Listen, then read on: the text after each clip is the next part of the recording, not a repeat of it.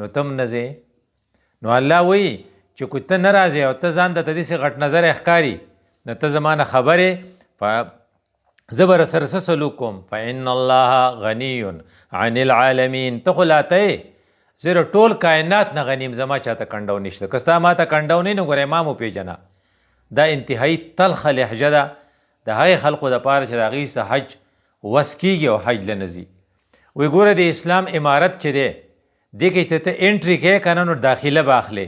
او د داخلې دپاره شرط څه دی؟ کلمه ویل دی. چې کله تا داخله واغسته نو اوس به کورس پړاویږي تا ته. نو ړومبنی کورس چې دی ړومبنی نصاب ړومبنی مضمون چې تا ته پړاویږي هغه مونځ دی. نو دویم مضمون چې تا ته پړاویږي نه روژه ده. نو دریم مضمون چې تا ته پړاویږي نو زکات دی. نو څلورم او آخري مضمون چې دی حج دی.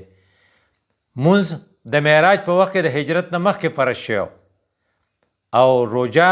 په دویم کال د هجرت باندې په مدینه منوره کې چې رسول الله سلم هجرت کړی نو روژه او زکات فرض شو او حج په اتم کال د هجرت فرض شوی او په نهم کال د هجرت رسول الله حج کړی او د الله رسول د حج نه یو څو میاشتې پس بیا د دنیا نه رخصت شوی. نو ته ویلی شي چې دا د اسلامي نصاب آخري خښته یا آخري کورس دی. نو چې کم خلقو کور رخ کړی یو خښته پکې نیمګړي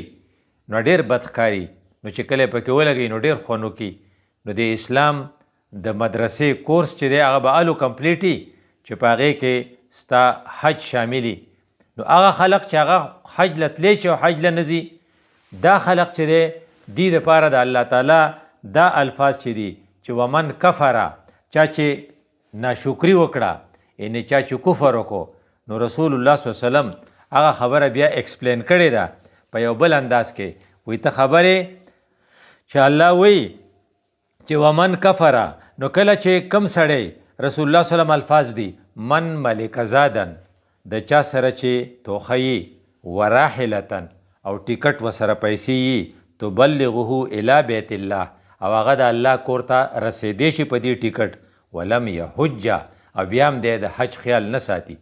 د دې مثال دا خلقو دی چې ریټایر شي او هغه ته 30 لاک 20 لاک روپۍ فنډ میلاو شي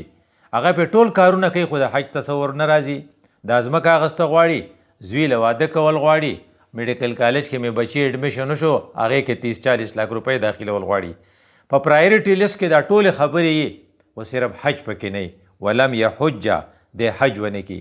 د دې سړي سره دومره پیسې دي چې د کال په کال باندې یورپ ته چکر لخوځي او د دوبۍ چکر هر وخت لګوي او د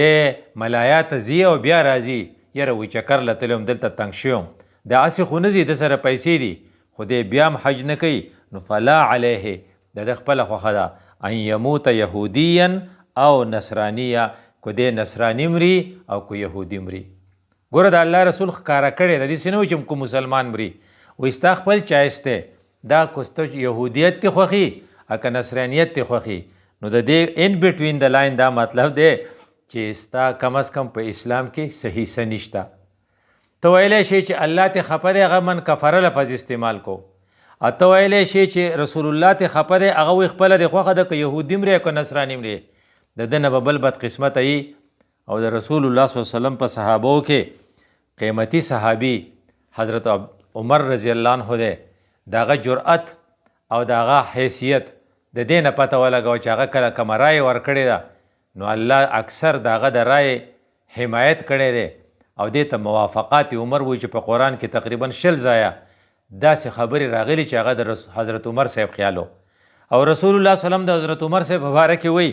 چې که زمانه پس بل نبی وی نو هغه به عمر و. هغه عمر د هغې خلقو په باره کې چې هغې حج له تلی شي او حج له نه ځي کوم الفاظ وي ته به اریان شي. لقد حممتو ما اراده کړې ده دا ایز خلیفه هغه وایي هیز کنګ دی بادشاه دی خلیفه دی وسایل ورسره په لاس کې دي. ان ابعث رجالا الى هذه الامصار چې زه په دې ټول کلو کې سړي وګرځوم پولیس او سپایان وګرځوم او لیسټ ولا ورکم او څه چلو کې فینظر الى كل من كان عنده سعه هغه سړی مال معلوم کی چې د هغه سره پیسې شته هغه فنډ اخیستی دی د هغه کارخانه چلیږي هغه ملیشیا ته بار بار چکرې لګولی شي خو هغه صرف د حج داخله نه کوي فلم یحج نو دی بیا هم حج له نه راځي. نو فیضربو علیهم الجزیه په هغې باندې ټیکس ولګوي او بیا د الله د رسول د خلیفه د حضرت عمر فاروق رضی الله عنه الفاظ ډېر خطرناک دي ما هم بمسلمین ما هم بمسلمین دا مسلمانان نه دي دا مسلمانان نه دي ته ویلی شي چې کوم کسان حج له تلی شي او حج له نه او صلاحیت پکې وي نو الله ته خفه دی نو من کفره وی رسول الله ته خفه دی نو یهودین او نصرانین خپله د خوښه ده خلیفه رسول الله عمر ابن خطاب ته خفه دی وی ستا خپله خوښه ده ستا خپله خوښه ده چې ته دا کار نه کوې زه سپایان درلیږم او زه د باندې جزیه لګوم ځکه چې ته حج له ښه راتلی شې نه راځې نو زما امکان دا دی چې ته مسلمان نه ته مسلمان نه ستا سره داسې سلوک پکار دی لکه سړی چې د غیر مسلم سره سلوک کوي وی د دې خبرې د وضاحت دپاره رسول الله صلی الله علیه وسلم بار بار تا ته څه ویلي تعجلوا الی الحج تاسو فرض حج له تادي وکئ چې ستا سره فنډ په لاس کې راغی داخلې شروع شوې زر داخله وکړه هېڅ پته نه لګي چې مخکې څه پیښیږي رسول الله صلی الله علیه وسلم پخپله وایي فإن احدکم لا یدري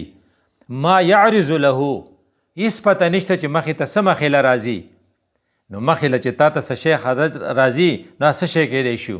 فإنه قد یمرض المریض کیدی شي فالج دته وشي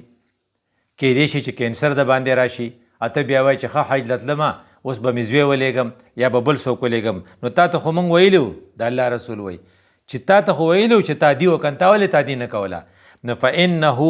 قد یمرض المریض وتزل الضاله او کیدی شي چې سورلی د نه ورکه شي کیدی شي چې فلایټونه کینسل شي کیدی شي چې د ویزې مسله درته پیښه شي نو چې کله موقع ده نو ته ولې نه ځې او بیا ورته وایي وتعرض الحاجته یا څه رکاوټ مخې له راشي چېرې جنګ شور شو